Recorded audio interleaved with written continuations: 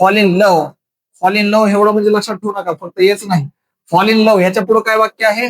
With your work. तुमच्या कामासोबत तुम्ही प्रेमात पडा. प्रेमात पडायचंय, परंतु कोणासोबत? आपल्या कामासोबत आपल्याला प्रेमामध्ये पडायचं आहे. आणि त्यावेळेस मग आपण काय करणार आहोत? आपण जे आहे ते सक्सेसफुल होणार आहोत. नमस्कार विद्यार्थी मित्र हो, स्वागत आहे तुमचं आपल्या युट्यूब चॅनलवर, ज्याचं नाव आहे डिअर राम सर. तर विद्यार्थी मित्र हो, आपण कालच्या लेक्चरमध्ये काही अध्ययन संक्रमणाच्या विविध पद्धती ज्या आहेत त्या आपण पाहिलेल्या आहेत. तर त्या पद्धतीपैकी आपण शक्तिवादी उपपत्ती पाहिली आहे आणि समान घटक उपपत्ती पाहिलेली आहे. आजच्या लेक्चरमध्ये आपल्याला सामान्यकरण उपपत्ती पाहायची आहे आणि त्याचबरोबर बँगले यांनी मांडलेली एक उपपत्ती पाहायची. सामान्यकरण उपपत्ती काय आहे आणि त्याचबरोबर बँगले यांनी मांडलेली उपपत्ती काय आहे ते आपण आता आजच्या लेक्चरमध्ये पाहणार आहोत. कालच्या लेक्चरच्या ज्या काही नोट्स वगैरे आहेत त्या तुम्ही काढून ठेवा. आजचे हे जे काही लेक्चर आहेत त्या लेक्चरमध्ये सुद्धा आपण नोट ज्या आहेत त्या नोट शिवाय आपण पुढे जाऊ शकत नाही. तर एकदा क्विक रिव्हिजन घेऊया. शक्तिवादी उपपत्ती म्हणजे काय आहे लक्ष द्या. अशी उपपत्ती आहे की ज्याच्यामध्ये एक गोष्ट जर का आपण शिकलो तर त्यामुळे आपली दुसरी गोष्ट सुद्धा बळकट होणार आहे. त्याला आपण शक्तिवादी उपपत्ती असं म्हणतो. जसं की काय पहा, जेम्स लॉक यांनी ही मांडलेली आहे आणि ह्या उपपत्तीमध्ये त्यांनी गणित, व्याकरण, तर्कशास्त्र, भाषाशास्त्र या विषयांच्या अध्यापनाची विविध मानसिक शक्तींचा विकास होऊन त्यांना वळण लागते ही गोष्ट सांगितली. जसं की समजा व्यायामामुळे काय होतं, स्नायू बळकट होतात आणि त्यामुळे अनेक वेगवेगळे कामं जे आहेत ते आपल्याला करता येतात, जे की आपल्या व्यायामाच्या आधारावर आपल्याला करता येऊ शकतील. तर असे वेगवेगळे कामं जे आहेत ते शक्तिवादी उपपत्तीमध्ये आपल्याला पाहायला भेटतात. जसं की हे एक जे आहे आपल्याला सांगतं की ज्याच्यामध्ये आपण एखादं जर का काम करायचं ठरवलं, जर का समजा आपण नियमितपणे व्यायाम करत असो तर त्याचा फायदा आपल्याला इकडं फिजिकल ऍक्टिव्हिटी ज्या आहेत त्या करण्यासाठी आपल्याला 100% होणार आहे. त्याच्यानंतर आपल्याला पुढं समान घटक उपपत्ती पाहिली आपण. म्हणजे काय रे, एखादं जर का वाद्य वाजवता येणारा कलावंत असेल तर दुसरे वाद्यही तो सहजगतीने वाजवू शकतो किंवा शिकू शकतो. जसं की काय आहे, जर का आपल्याला तबला वाजवता येत असेल तर आपल्याला इकडं पखवाज जो आहे तो पखवाज सुद्धा वाजवायला 100% येणार आहे. कसल्याही पद्धतीने आपल्याला डाऊट त्याच्यामध्ये येणार नाही किंवा या पद्धतीने दोन्हीमध्ये साम्य आहे त्या कारणाने आपल्याला दोन्हीचाही अडथळा बिलकुल होणार नाही. त्याच्यानंतर आपण पुढे पाहणार आहोत सामान्यीकरण उपपत्ती, जी की आजच्या लेक्चरमध्ये आपल्याला शिकायची. तर पेन आणि पेपर आपला सोबत ठेवत चला, कारण की पेन आणि पेपर जर का असेल तर आपलं लक्ष राहतं अथवा आपलं लक्ष इकडे तिकडे जाईल. तर सामान्यीकरण उपपत्ती काय सांगते, तर ही जी आहे ते चार्ल्स जड यांनी मांडलेली आहे आणि यांनी मांडलेली ह्या उपपत्तीमध्ये काय सांगितलं, सामान्यीकरण म्हणजे काय, तर अध्ययन विषयाचे विश्लेषण करून जो आपण विषय घेणार आहोत त्याचं काय करायचं, आपल्याला विश्लेषण करायचंय आणि त्यातील तत्व समजून घ्यायचे. हे जे काही कीवर्ड आहे त्यांना तुम्ही अंडरलाईन करत चला. तत्व समजून घ्यायचं आहे आणि विशिष्ट परिस्थितीतील सामान्यीकरणाने मिळणाऱ्या तत्वांचा वापर करण्याने नव्या परिस्थितीचे आकलन सहजपणे होते. आता पहा लक्ष द्या, भाषा थोडी जरा अवघड आहे समजून घेण्यासाठी, परंतु आपण त्याची फोड करूया. काय सांगितलं आपल्याला लक्ष द्या. पहिली गोष्ट म्हणजे ही एक चार्ल्स जड यांनी मांडलेली उपपत्ती आहे. सामान्यीकरण म्हणजे काय रे, अध्ययन विषयाचे विश्लेषण करायचे. आता एखादा विषय शिकायला लागला तर तुम्ही त्याचं विश्लेषण करण्यापर्यंत गेला पाहिजे, तरच तो तुमचा विषय जो आहे तो तुम्हाला आकलन झालाय असं म्हणता येईल. विश्लेषण जर का आपल्याला करताच येत नसेल एखाद्या विषयाचं तर ते आपल्याला आकलन झालंच नाही, त्याचं म्हणजे समज आलीच नाही आपली. म्हणजे विश्लेषण करावं लागेल आणि त्याचं विश्लेषण करून त्याचं तत्व जे आहे ते तत्व पण समजून घ्यावं लागेल. थोडक्यात जर का तुम्ही गणित विषय शिकत असाल आणि पायथागोरसचा प्रमेय जो आहे ते तुम्हाला माहितीये, फक्त माहितीये, त्याचं काय कशा पद्धतीने काढणं हे आपल्याला सर्व काही गोष्टी ज्या आहेत ते आपल्याला माहिती झालं म्हणजे आपण त्याचं विश्लेषण केलं का, नाही केलं. विश्लेषण म्हणजे काय, जर का आपल्याला पायथागोरसच्या प्रमेयानुसार एखादी बाजू दिली असेल तर दुसरी बाजू काढता आली पाहिजे. म्हणजे या सगळ्या गोष्टीचा वापर करणं म्हणजे विश्लेषण करणं.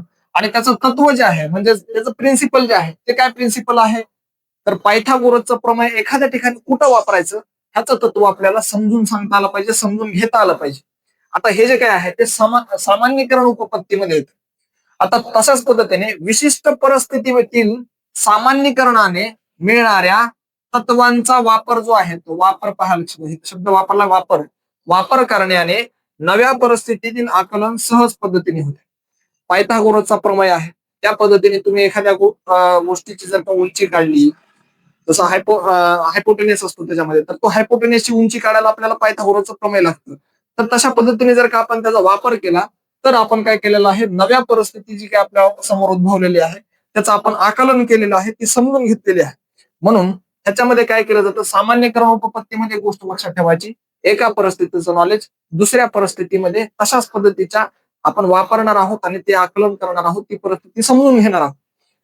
उदाहरणार्थ काय सांगितलं, गणित असेल किंवा विज्ञान असेल, या यांसारख्या विषयाचा अभ्यास करताना सुटी सुटी जर का आपण गणित त्यांच्यामध्ये घेतली, उदाहरणे घेतली, तर त्यातील सामान्यकरण केले पाहिजे. काय केले पाहिजे? सामान्यकरण म्हणजे सहज सहज सुटतील अशा पद्धतीने केले पाहिजे. जसं की गणितामध्ये सुद्धा काही कॅल्क्युलेशन्स असतात आणि विज्ञानामध्ये फिजिक्सचा जो काही पार्ट आहे त्याच्यामध्ये पण काही कॅल्क्युलेशन असतात. असे कॅल्क्युलेशन जर का आपण वेगवेगळे केले, कुठले फॉर्म्युले तिथे वापरायचे हे जर का वापरलं, हे जर का ठरवलं, तर ते आपण सामान्यकरण उपपत्तीमध्ये मांडलेलं आहे. असं कुणाचं मत आहे? चार्ल्स जड यांचं मत आहे. तर हे नोट जे आहेत त्या नोट्स तुम्ही काढत चला. तर यानंतर आपल्याला आपण पाहणार आहोत बँगले यांनी मांडलेली उपपत्ती. आता बँगले यांनी काय सांगितलं? तर बँगले नावाचे एक मनोवैज्ञानिक आहेत, त्यांनी असं सांगितलं आहे की त्यांच्यामध्ये सामान्यीकरण म्हणजे काय? तर सामान्यीकरणाबरोबरच म्हणजे जी पहिली उपपत्ती मांडली होती याच्या अगोदर जे सामान्यीकरण, त्याच्या बरोबरच काय असली पाहिजे? ध्येयनिष्ठता असली पाहिजे. शब्द कीवर्ड्स लक्षात ठेवा. त्याच्यामध्ये ध्येयनिष्ठता पाहिजे. दुसरी गोष्ट काय सांगितली पहा, लक्ष द्या. म्हणजेच एखादी कृती करत असताना सहेतुक आणि दुसरी काय सांगितलं? ध्येयनिष्ठ ती कृती असावी. आता पहा लक्ष द्या. कृती तर प्रत्येक जण करतात, प्रत्येक जण अभ्यास करतात, परंतु अभ्यास करत असताना त्याच्यामध्ये ध्येयनिष्ठता पाहिजे, सहेतू पाहिजे. सहेतुक म्हणजे काय रे? म्हणजे काहीतरी आपला त्याच्यामध्ये हेतू असला पाहिजे. हेतूशिवाय आपण कार्य करू शकत नाहीत. आणि त्याचबरोबर आपल्याकडे ध्येयनिष्ठता पाहिजे. अशा जर का गोष्टी असतील तर अध्ययन संक्रमणचे मूल्य जे आहेत ते वाढत चालतात. आता पहा लक्ष द्या, हे ध्येयनिष्ठता या सगळ्या गोष्टी ज्या आहेत त्या आपल्याला फार महत्वाच्या गोष्टी आहेत आपल्या जीवनामध्ये. जर का आपण ध्येयनिष्ठ नसू, ध्येयाने पछाडलेले नसू, तर आपल्याला कुठल्याही गोष्टी मिळू शकत नाहीत. संत तुकाराम महाराज सुद्धा एका ठिकाणी असं म्हणतात की आपुल्या या हिता जो असे जागता, धन्य माता पिता तयाची. म्हणजे याचा अर्थ काय? की आपल्या हितासाठी जर का समजा एखादा व्यक्ती जागत असेल, एखादा व्यक्ती काम करत असेल, तर त्याचे आई वडील धन्य आहेत, त्याचे आई वडील पुण्य आहेत, असं म्हणायला काय अडचण नाही. त्याच्यानंतर पुढे जे काय उपपत्ती आहेत त्या पुढच्या उपपत्ती आपण आता अध्ययनाच्या उपपत्ती पाहणार आहेत, म्हणजे ज्याला आपण लर्निंग थेरीज असं म्हणतो. आता लर्निंग थेरीज ज्या आहेत त्या कुठल्या कुठल्या आहेत ना? तर थॉर्नडाईकची एक लर्निंग थेरी आहे, पॅवलोची एक अभिजात अभिसंधान उपपत्ती आहे. आता ह्या दोन उपपत्ती आपण आज पाहणार आहोत. त्या उपपत्ती नेमक्या काय आहेत ते आपण पाहूया. थॉर्नडाईकची जी काय उपपत्ती आहे ती आपण पहिल्यांदा पाहू. थॉर्नडाईकने काय पाहिले पहा, थॉर्नडाईकने काय सांगितलं आपल्याला? संयोजनात्मक उपपत्ती आहे याची, जनवादी संयोजनवादी उपपत्ती म्हणजे प्रयत्न प्रमादवादी उपपत्ती आहे याची. काय सांगते ह्या उपपत्तीमध्ये? की एखादी गोष्ट जी आहे ती एखादी गोष्ट आपल्याला प्रयत्न जर का करत असू तर त्याचा कोणीतरी इन्फ्लुएन्सर असला पाहिजे, मोटिवेटर असला पाहिजे. त्याला आपण प्रयत्न प्रमाद उपपत्ती असं म्हणतो, ज्याला आपण ट्रायल अँड एरर मेथड म्हणतो. काय म्हणतो? ट्रायल अँड एरर मेथड म्हणून याचा वापर केला जातो. तर अशी जी काही उपपत्ती आहे ती उपपत्ती आज आपण पाहतोय. आता पहा लक्षात द्या, चेतक किंवा उद्दीपक. चेतकचा अर्थ काय असतो? जो आपल्याला मोटिवेटर करतो, मोटिवेटर थोडक्यात मोटिवेट करणार आहे. यामध्ये परिस्थितीजन्य घटकांचा समावेश होतो. आता जसं की समजा आपल्याला एखादी गोष्ट करण्यासाठी भाग पाडणारा जो काही घटक आहे त्याला आपण काय म्हणू? चेतक म्हणू. त्याचबरोबर दुसरी काय आहे? प्रतिसाद किंवा प्रतिक्रिया. म्हणजे आपण त्या चेतकावर काय प्रतिक्रिया दिली, काय प्रतिक्रिया आपल्या असायला हव्यात किंवा काय कृती केली, त्याला आपण काय म्हणतो? प्रतिसाद किंवा प्रतिक्रिया असं म्हणतो. आणि चेतक प्रतिसाद निर्माण होणारे संबंधन म्हणजे अर्थ काय याचा? तर एखादी गोष्ट तयार करताना किंवा एखादी गोष्ट आपण कार्य करत असताना त्याच्यामध्ये आपला असलेला चेतक कोण आहे, म्हणजे आपला प्रेरक कोण आहे, किंवा आपल्याला मोटिवेशन कोणाकडून भेटलेलं आहे, आणि मोटिवेशन झाल्याच्या नंतर त्याच्यामुळे निर्माण होणारा प्रतिसाद जो आहे तो प्रतिसाद किती योग्य आहे किंवा किती चांगला आहे किंवा कशा पद्धतीने निर्माण झालेला आहे, त्याला म्हणायचं आहे प्रतिसाद निर्माण होणारे संबंधन. आता प्रत्येक चेतक जो आहे तो हा कोणत्या ना कोणत्या प्रतिक्रियेशी निगडीत असतो. प्रतिक्रियेशी निगडीत असतो. जसं की समजा एखादा चेतक आहे, चेतक म्हणजे काय? मोटिवेटर आहे किंवा मोटिवेट करणारी गोष्ट आहे, ती आपल्याला प्रतिक्रियेशी निगडीत असते. समजा तुम्हाला एखादी मोटिवेशन मिळालेलं आहे, तर ती मोटिवेशन कशाच्या संदर्भात आहे? काहीतरी गोष्ट असली पाहिजे, काहीतरी प्रतिक्रिया असली पाहिजे, त्या प्रतिक्रियेशी संबंधित असलेल्या ती गोष्ट आहे. आता याच्यासाठी त्यांनी काही उदाहरणं दिलेली आहेत, ते उदाहरण आपण पाहूया. काय उदाहरण आहेत लक्ष द्या. आता जसं की ही मांजर दिसते तुम्हाला, ह्या मांजरीचे जरा थोडेसे वेगवेगळे ब्लॉक जे आहेत ते जर का तुम्ही व्यवस्थित लक्षात घेतले तर तुमच्या लक्षात येईल. पहिली गोष्ट, ह्या मांजरीला इथं काहीतरी एक फिश ठेवलेला आहे. त्याच्यामध्ये आपल्याला हे फिश दिसतंय. मांजरीचं आवडतं जे काही खाद्य आहे ते आहे फिश समजा, आणि या फिश ह्या बाउलमध्ये ठेवलेला आहे. परंतु ह्या मांजरीला इथं लॉक जे आहे ते लॉक ठेवलेलं आहे, आणि त्या लॉकची की आहे, थोडक्यात जे काही की आपण इथं पाहिलेली ती की एका स्ट्रिंगने बांधलेली आहे, दोरीने बांधली, आणि त्या मांजरीच्या तिथं ठेवलेली आहे. ती मांजर काय करेल ह्याच्याकडे पाहिजे, हा चेतक असेल त्याच्यासाठी, चेतक असेल आणि चेतक असल्याच्या नंतर ही काय करेल, जागी होईल. जागी झाल्याच्या नंतर ही आता पाहिजे की इकडे काय आहे, लॉक आहे, त्याला आपल्याला कसं तरी उघडावं लागेल. त्यावेळेस आपल्याला हा फिश भेटणार आहे.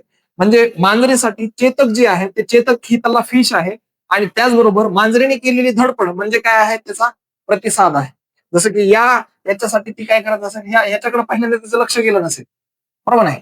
ती काय करेल, तिच्या पंजाने जे काही गोष्टी तिला मिळू शकतात तिथपर्यंत ते प्रयत्न करेल. जर का ती पंजाने गोष्ट मिळाली नाही, ही बाउल मधला ही जी काही फिश आहे तिला मिळाली नाही, तर ते अजून डोकं लावायला सुरुवात करेल.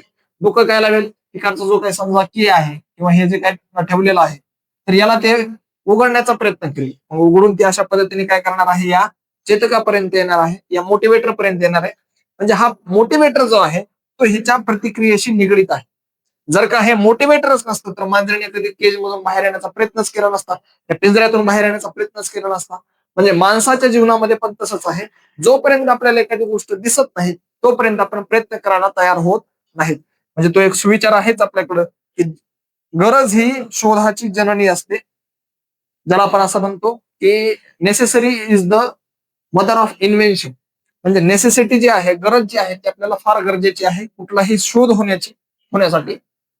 आता पहा, लक्ष द्या. याच्यामध्ये काय सांगितलं पुढं, थॉर्नडाईकच्या अध्यापन विषयी प्राथमिक नियम आहेत, काही नियम आहेत त्यांनी दिलेले. थॉर्नडाईकने फक्त हाच आपल्याला प्रयत्नवादी प्रमादवादी जो काही सिद्धांत आहे तोच मांडला नाही, तर त्याने काही नियम सुद्धा दिले. सगळ्यात पहिल्यांदा त्याने असं सांगितलं की तयारीचा किंवा सज्जतेचा नियम असतो. सगळ्यात पहिल्यांदा आपल्याला तयारी करावी लागते. चेतक भेटला आपल्याला, कुठलाही एखादा मोटिवेटर जो आहे तो जर का भेटला तर आपल्याला प्रयत्न करावे लागतात. आणि हे जे काही प्रयत्न आहेत ते प्रयत्न म्हणजे सज्जतेचा पहिला नियम आहे आपला, किंवा तयारीचा पहिला नियम आहे. समजा एखादी टीईटीची परीक्षा जी आहे, टीईटीची परीक्षा तुम्हाला पास करायची आणि ही पास करण्यासाठी तुमच्यासाठी टीईटी ही काय आहे, ते चेतक आहे. परीक्षा ही जे आहे ते मिळवण्याचं साधन आहे. आणि त्याचबरोबर त्याच्यासाठी केलेले जो काही अभ्यास आहे ते तुमचा तयारीचा किंवा सज्जतेचा पहिला नियम आहे. त्याचबरोबर काय सांगितलं, सरावाचा किंवा आवर्तनाचा नियम. आता सराव जो आहे तो सराव आपण केला पाहिजे किंवा आवर्तन केलं पाहिजे. सराव किंवा आवर्तनाचा हा दुसरा नियम आहे. त्याचबरोबर तिसरा नियम काय आहे, परिणामाचा नियम आहे. म्हणजे सराव केला तुम्ही, त्याच्यासाठी पहिल्यांदा तयारी केली, पुन्हा सराव केला, त्याचा परिणाम सुद्धा जो आहे तो परिणाम सुद्धा आपल्याला काहीतरी भेटणार आहे. प्रतिक्रियेच्या समर्पकतेचे नियम. आता प्रतिक्रिया किती समर्पक आहे, आपण करतोय काम, आपण टीईटीचा अभ्यास करायला लागलो, परंतु लेक्चर आपण कधी 4-5 दिवसाला एकदा बघायला लागलो, अभ्यास कधी 7-8 दिवसाला एकदा करायला लागलो.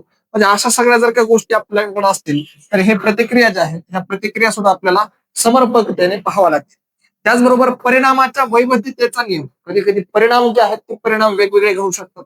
आपण प्रयत्न चांगले करतोय, चेतक आपले चांगले, ध्येयनिष्ठ आपलं काम आहे, सहेतुक काम आहे, परंतु परीक्षेचं समजा जर का फुटली, परीक्षेचा पेपरच समजा जर का फुटला, तर त्याचे परिणाम जे आहेत त्या परिणामाची वैविध्यता जी आहे ते आपल्याला इथं पाहावे लागेल. त्याचे नियम सुद्धा आपल्याला पाहावे लागतील. तर ह्या गोष्टी ज्या आहेत त्या आपल्याला सगळ्या इथं समजून घ्यावे लागतील. तर आता आपण पाहणार आहोत तयारीचा किंवा सज्जतेचा नियम. काय आहे तयारीचा किंवा सज्जतेचा नियम? चला पहा, लक्ष द्या. आपल्याला जेव्हा एखादी नवीन गोष्ट शिकण्याची तीव्र इच्छा निर्माण होते, इथं पहा, तीव्र इच्छा निर्माण होते, त्यावेळेस आपल्याला आपल्या मनाची तयारी जी आहे ती पण करावी लागते. मनाची तयारी होते आणि त्यावेळेस ती गोष्ट शिकणे सुखकारक होते. आता पहा, लक्ष द्या. आपण जी काही गोष्ट करतोय ती जर का सुखकारक झाली, आपल्याला जर का त्याच्यामध्ये हवं असं वाटायला लागली, ती गोष्ट आपल्याला वारंवार करू वाटायला लागली, तर आपण प्रगती पण चांगली करत असतो. म्हणजे आपल्या तयारीचा नियम जो आहे तो काय सांगतो, आपली जी काही गोष्ट आहे त्याच्यामध्ये आपल्याला सुखकारक गोष्टी वाटून घ्यावे लागतील. जसं की समजा एखादा विद्यार्थी आहे, पोलीस भरतीची तयारी करतोय, सकाळी रोज ग्राउंडला पळतोय आणि पळत असताना त्याचे पाय दुखतात. हळूहळू त्याने जर का ते 1 महिन्यासाठी 2 महिन्यासाठी कंटिन्युअसली करायला सुरुवात केली, तर त्याचा जो काही त्रास आहे तो त्रास बंद होईल आणि पुन्हा नंतर त्याला ते सुखकारक होईल. म्हणजे त्याचा तो तयारीचा नियम जो आहे तो तयारीचा नियम त्याने स्वीकारलेला आहे.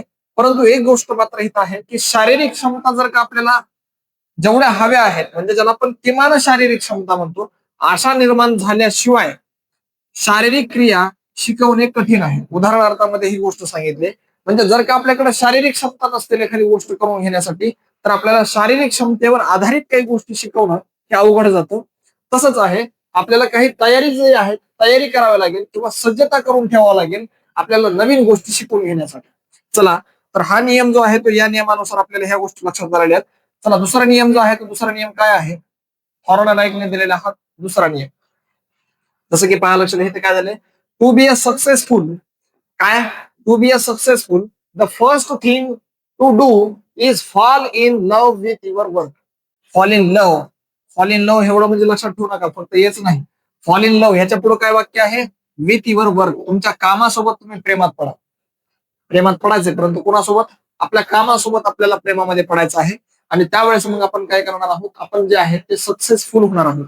म्हणजे आपल्याला सक्सेसफुल जर का व्हायचं असेल तर लक्षात ठेवा, आपण सगळ्यात पहिली गोष्ट केली पाहिजे ती म्हणजे आपल्या आपल्या प्रेमात पडलं पाहिजे, असं एका महान शास्त्रज्ञाने, सायंटिस्टने म्हटलेलं आहे. त्यानंतर पुढे पहा, सरावाचा किंवा आवर्तनाचा नियम असतो. आवर्तन म्हणजे काय, सरावच.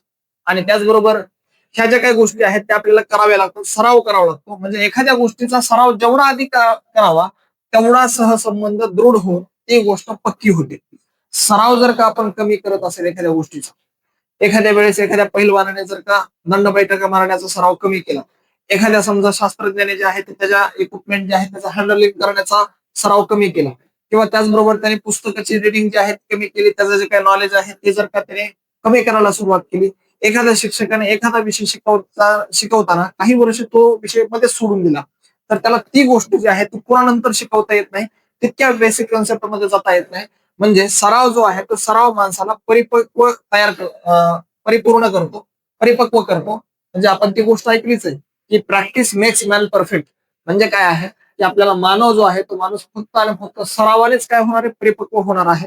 आणि हा सरावाचा नियम आपल्याला इथं सांगितलेला आहे, थॉर्नडाईकचा हा नियम आहे. त्यापुढे आपल्याला पहा की अशा पद्धतीने जर का आपल्याला अशा पद्धतीचे बास्केटबॉलमध्ये कॉम्पिटिशन करायचे असेल लोकांसोबत, तर आपल्याला या पद्धतीचा सराव करता आला पाहिजे. सराव हा कधीही अशा पद्धतीने केला जातो, म्हणजे रणभूमीच्या मध्ये खेळण्याच्या अगोदर आपल्याला मनभूमीमध्ये आपल्याला खेळायचं आहे, आपण आपली स्वतःची तयारी करायची आहे. विश्वास नांगरे पाटील एक फार छान वाक्य सांगतात की जर का आपल्याला युद्धभूमीवर कमीत कमी रक्त सांडायचं असेल तर आपल्याला आपल्या मनभूमीवर, आपल्या लायब्ररीमध्ये आपल्याला जास्तीत जास्त घाम गाळला पाहिजे आपण, त्यावेळेस आपलं कमीत कमी रक्त सांडणार आहे आपल्या लायब्ररीवर, रणांगणामध्ये. त्याचबरोबर पहा पुढे लक्षात द्या, परिणामाचे जे काही नियम आहे तो परिणामाचा नियम आपल्याला जोडायचा आहे इथं. जेव्हा एखादी परिस्थिती व एखादी प्रतिक्रिया यामध्ये जोडला गेलेला संबंध सुखकर असतो, एखादी परिस्थिती आहे आणि त्याची प्रतिक्रिया जी आहे याच्यामध्ये जोडलेला जो काही संबंध आहे तो कसा आहे, सुखकर आहे. तर सुखकर असला तर तेव्हा ती परिस्थिती जी आहे किंवा ती विशिष्ट प्रतिक्रिया आहे यांच्यामधला संबंध सुद्धा काय होतो रे, बळकावतो. म्हणजे ज्या वेळेस आपण एखादी क्रिया करतोय त्यावेळेस ती क्रिया करत असताना त्याच्यामधला संबंध जो आहे तो संबंध सुखकारक असला पाहिजे, आपल्याला त्या गोष्टी जमल्या पाहिजे. आता एखाद्याला बळच एखादी गोष्ट शिकायला लावली आणि त्याच्यातला त्याला संबंध पण जुळाना गेला, त्याला प्रतिक्रिया पण जमाना गेल्या, त्याला चेतक बी कळना, उद्दीपक बी कळना, काहीच गोष्टी कळना, एकदम न्यूट्रल पर्सन राहायला लागला, तर सांगा मला तो व्यक्ती त्या गोष्टी शिकू शकेल का? अजिबात नाही शिकणार. एखाद्याला डोकंच नाही, लागतच नाही कशामध्येच, तर तो जो काही व्यक्ती आहे तर तो व्यक्ती त्याच्यामध्ये तो कामच करणार नाही. म्हणजे आपल्याला एक गोष्ट लक्षात ठेवावं लागेल, आपली रुची, आपली जी काही आवड जी आहे ती आपल्याला जोपासावं लागेल. आवड ज्याच्यामध्ये असते तिथं सवड आपल्याला भेटतेच. परिणामाचा नियम हाच सांगतो. त्याच्यानंतर पुढे पहा, पुढचा नियम आहे आपला, पुढचा जो काही नियम आहे, सॉरी, पुढचा नियम जो आहे तो प्रतिक्रियेच्या समर्पकतेबाबतचा नियम आहे. आता समर्पकता म्हणजे काय, म्हणजे एखादी गोष्ट समर्पित करतोय आपण एखाद्या गोष्टीसाठी. जसं की पहा लक्ष द्या, एखाद्या प्रतिक्रियेनंतर मिळणारे पारितोषिक त्या प्रतिक्रियेशी सुसंगत असावे. सुसंगत म्हणजे काय, एखादी गोष्ट केली त्या बदल्यामध्ये त्याच गोष्टीच्या योग्यतेचा पुरस्कार त्याला दिला पाहिजे. एखाद्याने समजा फार जास्त मोठं काम केलं असेल तर तशा पद्धतीने त्याचा पुरस्कार असावा. एखाद्याने फार मोठी रेस, 5 किलोमीटरची रेस आहे, समजा 5 किलोमीटरची रेस आहे आणि त्याच्यामध्ये त्याचं पारितोषिक जे आहे ते समजा एक गुलाबाचं फुल आहे, गुलाबाचं फुल. तर एक गुलाबाचं फुल देणं म्हणजे ह्या त्याच्यासाठी पारितोषिक आहे का? बिलकुल नाही. म्हणजे 5 किलोमीटर पळून यायचं आणि एक गुलाबाचं फुल घ्यायचं, हे काय सुसंगत आहे का ते पारितोषिक? बिलकुल नाही. लक्षात ठेवा, म्हणजे पारितोषिक जे आहेत ते सुसंगत असले पाहिजेत. आपण केलेल्या गोष्टीच्या बदल्यात आपल्याला पारितोषिक जे आहे ते चांगलं भेटलं पाहिजे, तर त्यावेळेस ते प्रतिक्रिया ज्या आहेत त्या सुद्धा बळकावतात. म्हणजे या पद्धतीने पहा, हे चेअर्स करतात, हे सगळे चॅम्पियन्स आहेत, त्यांना आपण एवढी सेलिब्रिटी म्हणून ओळख दिलेली आहे. त्यांनी जर का अशा पद्धतीने कप जिंकून जर का आले असतील, हे इंडियन क्रिकेट टीम आहे, तर या पद्धतीने या सगळ्या गोष्टी आपल्याला दिसून येतात. त्याच्या पुढे पहा, परिणामाच्या वैविध्यतेचा नियम आहे. आता वैविध्यतेचा नियम फार महत्वाचा आहे, लक्ष द्या. काय सांगते, एखाद्या प्रतिक्रियेला योग्य पारितोषिक जर का दिलं आपण, तर केवळ ती प्रतिक्रिया बळकावते असे नाही, तर प्रतिक्रियेच्या निकटच्या होणाऱ्या प्रतिक्रियाही बळकावतात.